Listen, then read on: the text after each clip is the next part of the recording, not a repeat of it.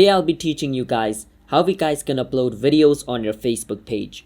It's pretty simple. So I'm going to record a simple 3-second video over here to show you I will upload that. So I just recorded a video. Now I will upload that video on my page. For that, I will click on the menu icon at the bottom right of my screen, and I will first switch into my Facebook page, and I will click on this option called pages, and it will show me my pages. So my page over here, HTG, I will click on that and I will click on switch. If I do that, I will be interacting as my page now. Now once I'm interacting as my page, I can click on this plus button at the middle of the page over here at the bottom and click on where it says upload video. Now I will choose this video which is in my gallery, and I will click on done, and just like this the video is being appearing over here. I can add caption, audio, or do anything I want over here. So I will just click on audio and I will mute my audio, but you can do whatever you want. After you're okay with this, you can click on done at the top right and click on next at the bottom right and give it a title. So I will give this a random title, and I will click on next at the top right and click on post, and just like this you should be able to post video on your Facebook page.